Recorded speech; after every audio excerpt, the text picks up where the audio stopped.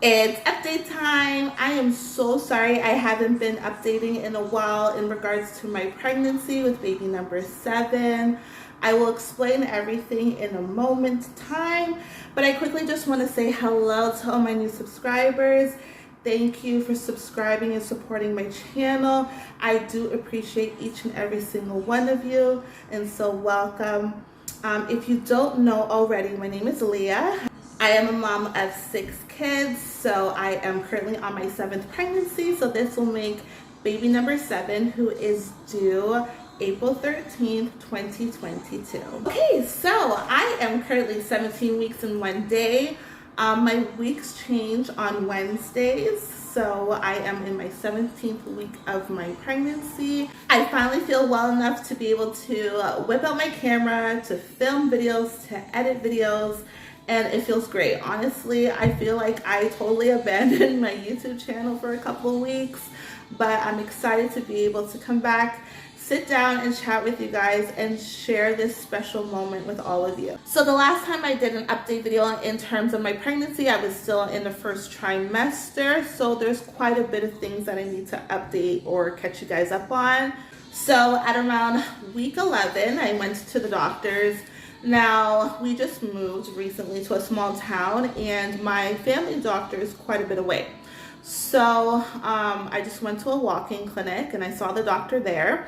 They had me do a urine test, and that came back positive, which was good. And then they did the routine, check your weight, check your blood pressure sort of thing. And guys, like honestly, it was so bad. So bad. So first, let's talk about my weight. According to their scale, I don't have a scale at home because I don't like to look at numbers in terms of like my weight and my health, and just like numbers just throw me completely off in terms of like your blood sugar level, your weight, your blood pressure, all those kind of things. So anyways, so according to their scale, it says that I'm 296 pounds. Now, this is the heaviest I've ever been in my entire life. With baby number 6, at the end of my pregnancy, my final weigh-in, I was 270 pounds. So that means that in about 2 years, I've gained 26 pounds. And sometimes, like I feel it, sometimes I don't, but I was actually shocked to see that 26 pounds to me is a lot. So after seeing those numbers on their scale, I had a mini panic attack. I was like, what am I gonna do? Like in terms of not gaining too much weight this pregnancy, in terms of possibly losing weight. But then remember, at that time of my first trimester, I was having some symptoms that kind of hindered me from doing what I really wanted to do in terms of like filming, editing, and working out and so forth. So I'll talk a little bit more about that in a minute, but they also checked my blood pressure. So according to the nurse who checked my blood pressure, it was 164 over 115. So I looked at the cuff that she was using. It was a blue cuff. And I said to her, do you have a larger cuff? She said no. And she's like, your blood pressure is extremely high, but the doctor will discuss it with you. So I'm like, okay, we'll see what the doctor says. As soon as the doctor came in, I was like, sir, do you have a larger cuff? He's like, yeah.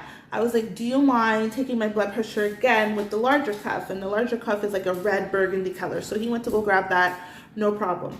He checked my blood pressure now, and it's 160 over 100. And to me, I was thinking to myself, if my blood pressure was really that high, wouldn't I have some sort of symptoms that occur when you have such high numbers, such as feeling dizzy? And I felt perfectly fine other than my pregnancy symptoms.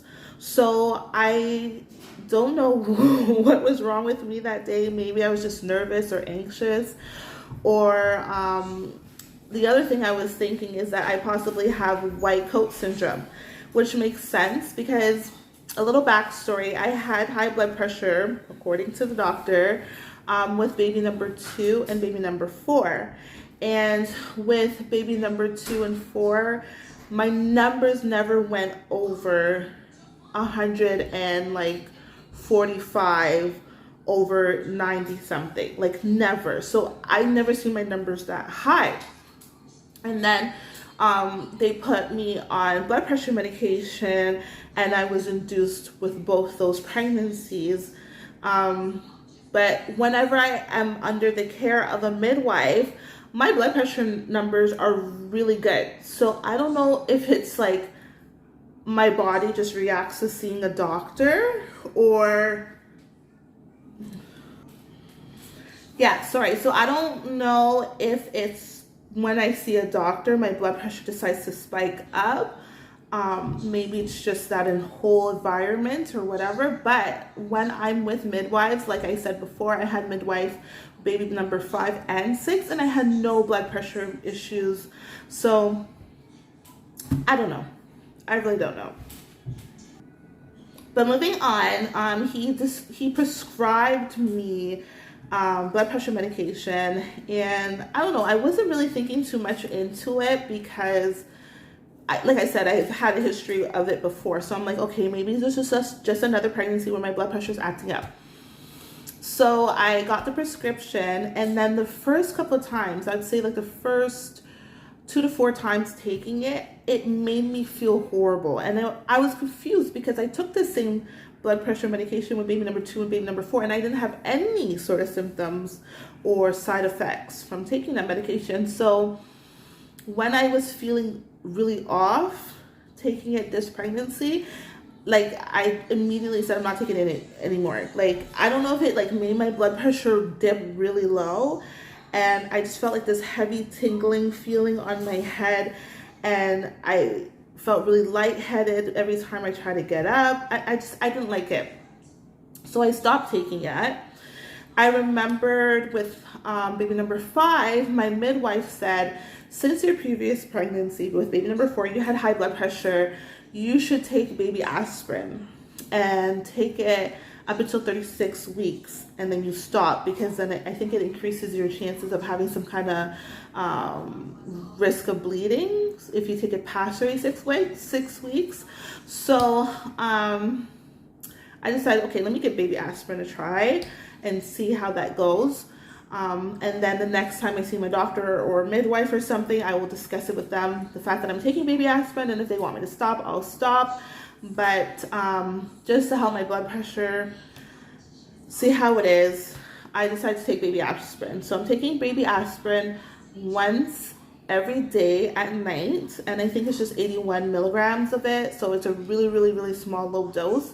And I took it with baby number 5. So I've taken it before, and I've had no sort of side effects with it. I'm perfectly fine.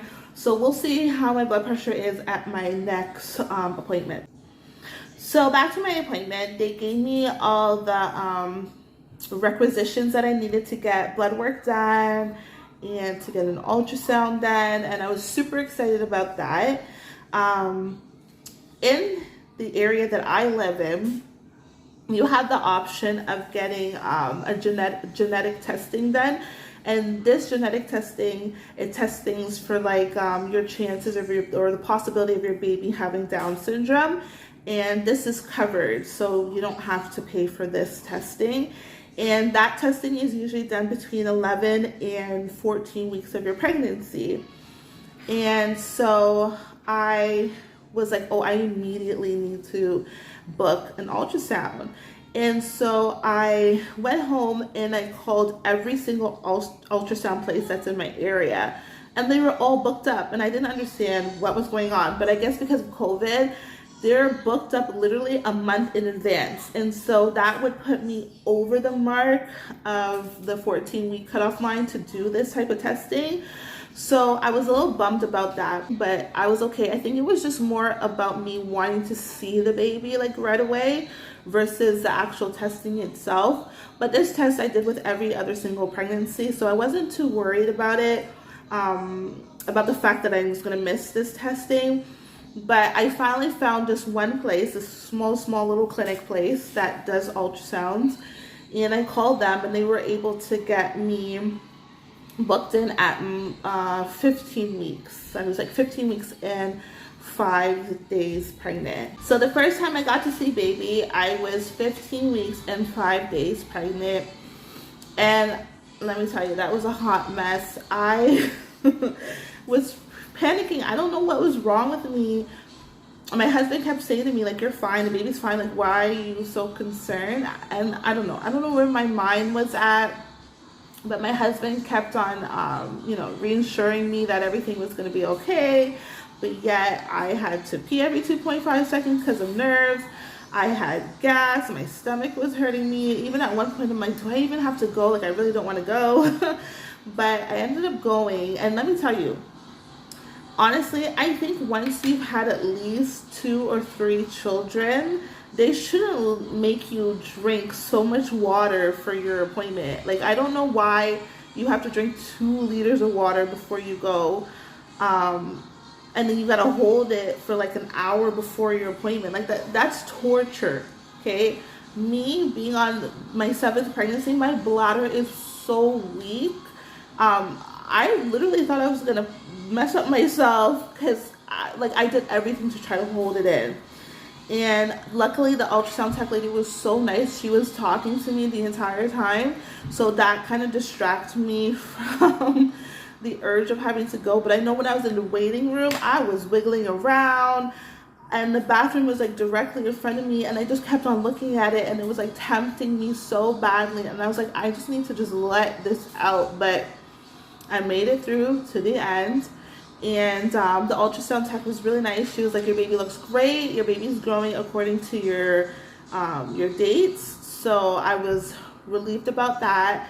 I saw the baby's heart beating. It was in the 150s, and the baby was just so cute moving around. And immediately when I saw the baby, I just got boy vibes the whole time. Like, I've had boy vibes from the beginning of my pregnancy, and then just looking at the baby, I was like, oh, this baby looks like a boy. Now, they usually can tell you around that stage, I think, in certain parts of the world that, the gender of baby at around 15, 16 weeks pregnant. But here where I live, they won't tell you before 18 weeks. And so to find out the gender, if we do decide to, we would have to wait until my 20-week ultrasound. Now, my initial plan when we found out we were pregnant this time was to not find out the gender of baby. I really wanted to keep it a secret until birth because we've never done it before, and I thought it would be a really cool like surprise and motivate me to push faster because I'll be so excited, like, oh my gosh, like, I just want to see what the gender of baby is. I want to see baby. So I think it would kind of be like a motivation to do that. But I've been having a hard time shopping online in terms of gender neutral things. I mean, there's stores like H&M that has really nice gender neutral things, but there's nothing that I've absolutely fallen in love with that I was like, oh yes, like, I'm so excited to purchase this. And so I've been thinking, you know what, to make things easier and also more budget friendly, I think let's just find out the gender, and then I could buy gender specific things, and it will just make shopping so much easier.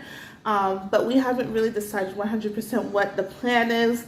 Some of my kids want to wait, some of my kids want to know right away, and I don't know, I'm conflicted. I don't know what to do. So if you guys have any ideas of what we should do or any opinions, leave them in the comment below and tell us if we should wait until birth or if we should find out right away.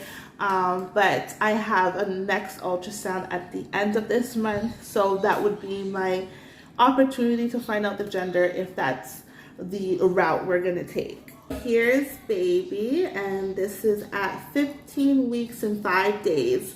So if you guys have any guesses of what you think the baby's gender is, also leave that down below in the comment section. I'm really curious to see what other people's opinions are. Now, we found a group of doulas that we like, and the reason why I'm thinking of hiring a doula is because with baby number 6, I ended up going to the hospital and delivering her on my own with my midwife, because at the time we didn't have any support in terms of family or friends who were available to help us to watch the kids so my husband could be there. And so glory be to God that my midwife was so amazing. She acted as my doula, my midwife, my birthing partner, my everything. And glory be to God that my labor was super fast, and I was able to come home within 2-3 hours after giving birth, and I brought baby home. So that was a bonus. Here, when you deliver with a midwife, after the baby's born, you can go home if you're at the hospital. If you have a home birth, then the midwives will leave a few hours later, and then they'll come to your home. Well, they'll come back 24 hours, and then they'll do all the testing that they need to do for baby. And so that is a bonus. That's really convenient. So God willing, hopefully I'll be able to be under the care of a midwife again this pregnancy. Like I said, the small town that we moved to, there's only 2 midwife offices here. And the one midwife office is completely full. They're completely booked. And the other midwife office who has space or availability or available space for me, their reviews are kind of low on Google. And so I was kind of hesitant about it. But if I am accepted, I'm just praying hard that we have a positive experience and that they are able to fully accept me under their care, because, you know, my blood pressure, so as long as my blood pressure stays good, that I don't have any issues with that. And also, I'm just hoping and praying that they're size friendly. Now, I'll just share you a quick story about that. When I was pregnant with baby number 6, there was 2 midwife offices that we were kind of debating between which ones to go with. And the one midwife office is the one that we had baby number 5 with, which is the one I wanted to go with, but they had a waiting list at the time. And so I had to wait to see if we were going to be accepted by them or not. And so I contacted the other midwife office to see if they had a spot for me, just in case that the other office wasn't able to accept me. So we went there, we met one of the midwives there, and immediately the vibes was just so off.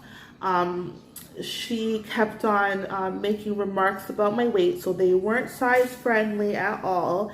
And then I felt like she was very, like, I don't know, like she was trying to discriminate against us, because she kept asking us about our race, asking us about our social class and all those things. And so I was just like, no, like, this is not gonna work. But thank the Lord, the midwife office that we had our 5th baby with was able to make room for us. So we were able to go with them, and they were size friendly, accepted everybody from different social backgrounds and so forth. And I felt really comfortable with them because I already knew them. So that was a really positive experience. I wish that I would be able to deliver baby number 7 with them, but they're like hours away from here, so it's not possible. But I'm just really putting all of my trust and my hope in the Lord, and that He will work out this whole midwife stuff, because it's a desire of my heart. So I'm just praying and hoping to God that my blood pressure stays down, and that these midwives are size friendly, and that we'll be able to deliver our 7th baby with midwives, either have a home birth, which would be like, oh my gosh, the perfect plan, because it just makes things so much easier. My husband will actually get to witness the birth of this child, and I'll have the support of my husband and my other children. And they watched some of my labor with baby number 5, and so obviously they're gonna want to do it again. There's nothing like having your baby in the comfort of your home. All your belongings are already there, your bathroom is there, like you're just comfortable in your own space, so it just makes it so much easier.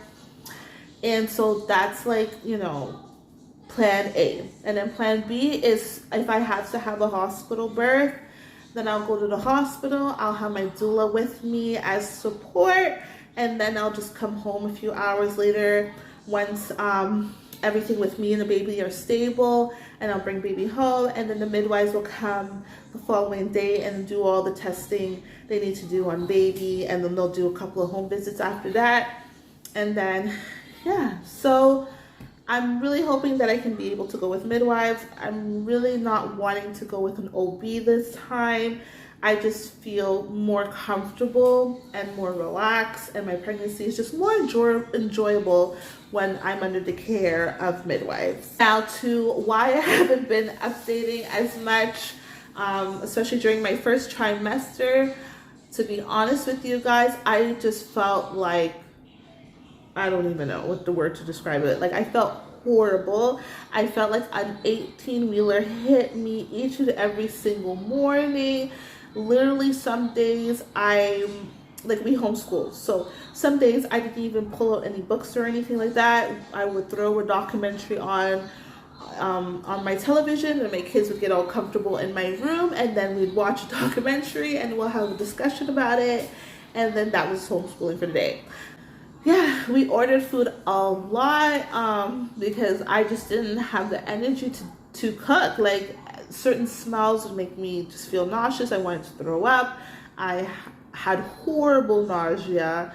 I threw up a bunch. I had food aversions. I was hungry at times. Like, it was just, I was all over the place, and I didn't know myself. I mean, like, I had these kind of things with my other pregnancies, but it was like either one or the other, or a couple of things. Like, this pregnancy, I feel like I have a combination of like almost everything. And I think last month I didn't even upload our haul video because I just didn't have the energy to record it. I literally had our groceries delivered here, and my husband put everything away, and then that was it. Like, I was just a mess. So I am so grateful and so thankful that I finally have energy this second trimester, and that I feel so much better. My only complaint or pregnancy issue that I have right now is the fact that my hips and my lower back hurt so bad. I had sciatic nerve issues with baby number 4.